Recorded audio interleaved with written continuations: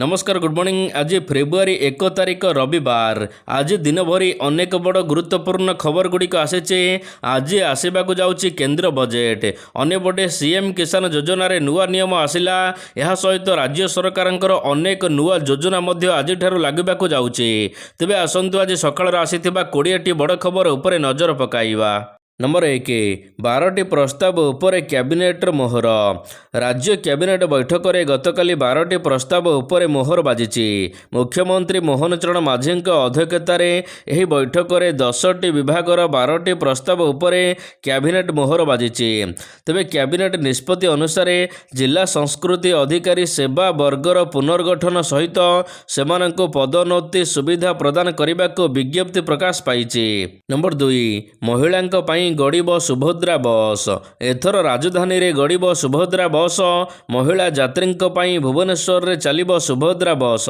ए नहीं सूचना देइचंती गृह निर्माण और नगर उन्नयन मंत्री। एथिरे महिला ड्राइवर मध्य चलाइबे सुभद्रा बस को। महिला सुरक्षा को गुरुत्व देवा पई एपरि योजना करा जाइछि। एथिरे महिला ड्राइवर रखाजिब। महिला ड्राइवर मानंको उपयुक्त ट्रेनिंग दियाजिबा परे नियुक्ति दियाजिब। ए नहीं गृह निर्माण एवं नगर उन्नयन मंत्री सूचना प्रदान करिसेंती। मन कहूछि किछि नुआ करिबा पई हेले पाखरे संबळ नाही। तेबे व्यस्त हुंतु नाही। मधुलिका एंटरप्राइजेस एबे बुझिबो आपनक मन कथा। क्षुद्र शिल्प ठारु नै मध्यम शिल्प पई सुलभ मूल्य रे जोगाई देबो समस्त प्रकार मेसिन और रॉ मटेरियल जहाकु नै आपण सहज रे आरंभ करि परिबे नुआ एक व्यवसाय। अधिक जानिबा पई आज ही कॉल करंतु। नंबर 3 ट्रेनिंग रे गले महिला ड्राइवर। महिला चलाइबे आम बस इलेक्ट्रिक बस चालना पाई तालीम नेबाकू पुणे गले 20 जन महिला ड्राइवर। कैपिटल रिजरियन अर्बन ट्रांसपोर्ट आम बस सेवा पाई महिला ड्राइवर मानंको एबे सामिल करबाकू आरंभ करिछि योजना।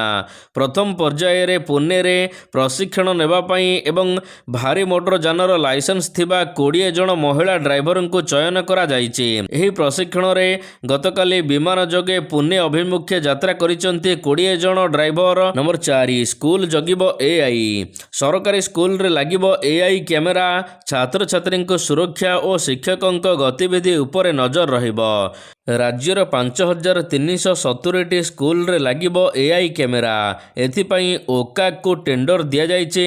एआई कैमेरा ऑपरेशन पाई ओकाक रो 4टी मेन स्टूडियो सहित 8टी आंचलिक स्टूडियो कार्यक्षम करिबो। प्रथम पर्याय रे राज्यर 762टी पीएम3 स्कूल रे एआई कैमेरा लगाइबाको निष्पत्ति होइछि।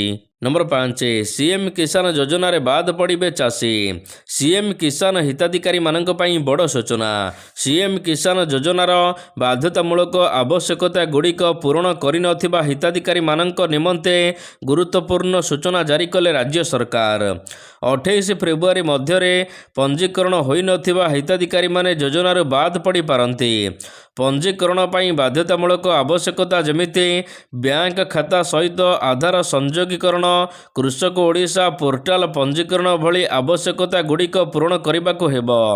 आधार लिंक थिबा मोबाइल नंबर जरिया रे ई-केवाईसी सहित निकटस्थ जनसेवा केंद्र किंबा व्यक्तिगत स्तर रे सीएम किसान योजना पोर्टाल रे पंजीकरण कराइबाको हेबो। नंबर 6 ओडिशा आसुचंती राष्ट्रपति। आसंता 3 तारिख रे राष्ट्रपति द्रौपदी मुर्मू परिवार सहित आसी श्रीमंदिर रे महाप्रभुंक दर्शन करिवे। एथिपाई नुआ रूप रे सजई होइछि प्रमोद उद्यान ठारू आरंभ करी लोक भवन। 3 तारिख संध्या रे पुरी तालबणिया हेलीपैड रे राष्ट्रपति पहुंचिबा परे लोक भवन जिबे। 4 तारिख सकाळे श्वेत गंगा रे राष्ट्रपति पिंडदान करिबा सहित श्रीमंदिर जाई महाप्रभु दर्शन करिवे। राष्ट्रपति एही 2 दिनिया पुरी गस्त उपलक्षे सुरक्षा व्यवस्था को कड़ाकड़ी करा जाइछे। 25 प्लाटून पुलिस फोर्स मुतयन हेबा सहित विभिन्न जगार 6 जन कमांडर रैंकिंग ऑफिसर नियोजित अछंती। पुरी श्रीमंदिर रे दर्शन सारी जाजपुर गस्तरे जिबे राष्ट्रपति। सकाळ 8:30 रे प्रशासनिक पड़िया रे ओल्हाई मां बिरजांक दर्शन और नाभि गया रे पिंडदान करिवे। नंबर 7 आरंभ है जोरंदा मेला। गतकालिठारू आरंभ होइछि विश्व प्रसिद्ध जोरंदा मेला। संध्या 5टारे झाड़दीप प्रज्वलित होइछि। राज्यर विभिन्न अंचल समेत नेपाल, गुजरात, आसाम, झारखंड, छत्तीसगढ़, आंध्र प्रदेशरू अनेक राज्यरू साधु सन्थ माने सन्यासी माने आसी एठारे जोग देइछन्ति। चलित वर्ष माघ मेलारे प्राय 153 वर्षरे पहुँचिछि। प्रसिद्ध माघ मेला अवसर में महिमा पीठरे गीता मंदिर, बती मंदिर एवं ध्वनि मंदिर, शून्य मंदिर आदि गुड़िकरे झाड़दीप प्रज्वलित होइछि। समग्र विश्व एवं जगतर मंगल कामना पाई महिमा साधु, सन्यासी एवं श्रद्धालु माने एठारे एकत्रित होइथांती। तेबे आज मुख्यमंत्री जोरंदा गस्तरे आसिबार कार्यक्रम रहिछि। एही अवसर में विभिन्न उन्नयनमूलक कार्यर शिलान्यास करिवे। नंबर 8 मुख्यमंत्री सहायता घोषणा। ब्रह्मपुर रे भयंकर सड़क दुर्घटना। रंग साइड रे आसी सीरीज दुर्घटना घटाइला ट्रक। हल्दिया पदर ओभरब्रिज रे 3 बाइक उपरे माड़ीगला ट्रक। घटनास्थल रे चलीगला 5 बाइक आरोही जीवन। खबर पाई पुलिस घटनास्थल रे पहुंचवा सहित मृतदेह उद्धार कर शव व्यवच्छेद करिछि। सेपटे दुर्घटना घटाइबा परे ट्रक ड्राइवर गाड़ी छाड़ी चंपट मारिथिला। पुलिस काबू बारे सफल होइछि। दक्षिणांचल आईजी स्थिति उपर नजर रखिथिले। तेबे घटना को नहीं मुख्यमंत्री मोहन चरण माझी शोक प्रकाश करिसंती। मृतकों परिवार को 4 लाख टंका लेखा सहायता राशि घोषणा मध्य करिसंती। यह सहित मृतकों परिवार प्रति समवेदना जणाइबा सहित समस्त आहतों को उत्तम चिकित्सा जोगाई देबाकू कहिसंती। नंबर 9 ओडिया रे युक्त 2 विज्ञान पाठ्यपुस्तक। ओडिया रे पढ़िबे एकादश श्रेणी विज्ञान छात्र छात्री। गतकाली लोकसभा भवन रे एकादश श्रेणी विज्ञान पुस्तक उन्मोचन करिसंती मुख्यमंत्री मोहन चरण माझी। विद्यालय और गणशिक्षा विभाग पक्षरु एही पुस्तक प्रस्तुत करा जाइछि। यह माध्यम रे गणित, पदार्थ विज्ञान, रसायन विज्ञान, जीव विज्ञान मध्य रहिछि। प्रत्येक जिला सदर महकुमा रे बही दुकान गुड़िकरे एही बही एणिके उपलब्ध हेब। सूचना थाउ जे ओडिया भाषा रे एभली बही आगरू नथिबारु राज्य सरकार प्रत्येक उच्च माध्यमिक विद्यालय को 10 रु 20 टी बही जोगाई देबाकू निष्पत्ति नेइचंती। उच्च शिक्षा विद्यालय ग्रंथालय रे एही बही उपलब्ध हेब। पिला माने एहाको पढ़ी पारिबे।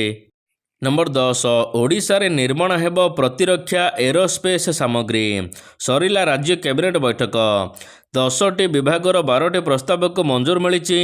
ओडिशा रे निर्माण हेब प्रतिरक्षा एवं एरोस्पेस सामग्री। यही प्रस्ताव रे कैबिनेट रे मोहर बाजिछि। शिल्प विभागर कल्याण ग्रुप तरफरु integrated new age manufacture complex ढेंकानालर गजमरारे 1100 एकर जमी रे निर्माण हेब। जेउथिरे 17,250 कोटी टंका निवेश हेब। एथिरे 20,000 नियुक्ति सुजोग सृष्टि हेब। तेबे एठारे प्रतिरक्षा विभागर विभिन्न यंत्रांश तैयारी कराजिबो। नंबर 11 पुणी फेरिला शीत। किछि दिनर व्यवधान परे पुणी शीत फेरिछि। तेबे आसंता 2 सप्ताह पर्यंत थंडा सामान्य रहिबो। फेब्रुआरी 5 तारिख जाए सर्वनिम्न तापमात्रा अभ्यंतरण ओडिशा रे 10 रु 14 डिग्री रहिबो। उपकूलवर्ती जिला गुड़िकरे 14 रु 18 डिग्री रहिबो। अन्यपटे अभ्यंतरण अंचल एवं दक्षिण उपकूल ओडिशा रे एबे येलो वार्निंग जारी करा जाइछि। अधिक घन कुहुड़ी पाई जगतसिंहपुर, पुरी, केन्द्रापड़ा जिला को घन कुहुड़ी पाई येलो वार्निंग जारी करा जाइछि। बालेश्वर, भद्रक, जाजपुर, कटक, गंजाम, गजपति, मयूरभंज, केन्दुझर, कंधमाल, ढेंकानाल, खोर्धा आदि जिला गुड़िकरे गोटे 2टी स्थान रे घन कुहुड़ी देखिबाकू मिलिबो। नंबर 11 आज आसिबो बजेट। आज फेब्रुआरी 1 तारिख रे 2026 रो उपस्थापन हेबाकू जाउछि केंद्रीय बजेट। तेबे एही बजेट आज अर्थमंत्री निर्मला सीतारमण संसद रे बजेट उपस्थापन करिवे। तेबे केवल देश नुहे समग्र विश्व भारतर एही नीति उपरे नजर रखिছে। बजेट रो प्रत्येक विवृत्ति रे देश उपरे प्रभाव पड़िबो। केउ योजना पाई केते टंका खर्च करा जिवो ए नै सूचना देबे अर्थमंत्री। अन्यपटे कौन सब सस्ता हेबो, कौन महंगा हेबो, यह उपरे पूरा देशर नजर रहिছে। नंबर 12 କ୍ରୀଡ଼ା କ୍ଷେତ୍ରରେ ବଢ଼ିବ ବ୍ୟୟ ବରାଦ। ଆଜି ଆସୁଛି ବଜେଟ୍। ତେବେ 2025-26 ଆର୍ଥିକ ବଜେଟ୍ରେ କ୍ରୀଡ଼ା କ୍ଷେତ୍ର ପାଇଁ ବ୍ୟୟ ବରାଦ 3,794.30 କୋଟି ଟଙ୍କା ବୃଦ୍ଧି ପାଇଥିଲା, ଯାହାକି ପୂର୍ବ ଅପେକ୍ଷା 17% ବା 351.98 କୋଟି ଟଙ୍କା ଅଧିକ ଥିଲା। ଏହି ବ୍ୟୟ ବରାଦରେ ଏକ ବଡ଼ ଭାଗ 1,000 କୋଟି ଟଙ୍କା ସରକାର ଖେଲୋ ଇଣ୍ଡିଆ କାର୍ଯ୍ୟକ୍ରମକୁ ରଖିଥିଲେ। ଏହା ସହିତ ଜାତୀୟ ଖେଳ ପ୍ରାଧିକରଣଗୁଡ଼ିକୁ 400 କୋଟି ଟଙ୍କା ଆବଣ୍ଟନ କରାଯାଇଥିଲା। ଏଥର ମଧ୍ୟ ଖେଳ ପାଇଁ ବା କ୍ରୀଡ଼ା କ୍ଷେତ୍ର ପାଇଁ ଅଧିକ ବ୍ୟୟ ବରାଦ କରିବେ ଅର୍ଥମନ୍ତ୍ରୀ। ନମ୍ବର 12, ବଜେଟ୍ରୁ କ'ଣ ଆଶା କରିଛନ୍ତି ଚାଷୀ? ଚଳିତ ଥର ସମ୍ଭବତଃ ପ୍ରଥମ ଥର ଦେଶର ବଜେଟ୍ ରବିବାର ଦିନ ଉପସ୍ଥାପନ ହେବାକୁ ଯାଉଛି। ଆଜି ଅର୍ଥମନ୍ତ୍ରୀ ବଜେଟ୍ ଉପସ୍ଥାପନ କରୁଥିବା ବେଳେ କୃଷକମାନେ ଆଜି ବଡ଼ ଆଶା ରଖିଛନ୍ତି। ବଜେଟ୍ 2026 ମଜବୁତ ପାଇଁ କୃଷି କ୍ଷେତ୍ର ପାଇଁ ସ୍ୱତନ୍ତ୍ର ପ୍ରୟାସ କରିବାକୁ ଏକ ବଡ଼ ଘୋଷଣା ହୋଇପାରେ। କୃଷି ପାଇଁ ଆବଣ୍ଟନ ଲଗାତାର ବଢ଼ୁଛି, ଯାହା ଆର୍ଥିକ ବର୍ଷ 2013-14ରେ 21,923 କୋଟି ଟଙ୍କାରୁ ବୃଦ୍ଧି ପାଇ 1.27 ଲକ୍ଷ କୋଟିରୁ ଅଧିକ ହୋଇଛି। ଆଜି ମଧ୍ୟ କୃଷକଙ୍କ ପାଇଁ ଅନେକ ବଡ଼ ଯୋଜନା ଘୋଷଣା କରିପାରନ୍ତି ଅର୍ଥମନ୍ତ୍ରୀ। ନମ୍ବର 13, ଆଜି ମହାପ୍ରଭୁଙ୍କର ଗଜ ଉଦ୍ଧାରଣ ବେଶ।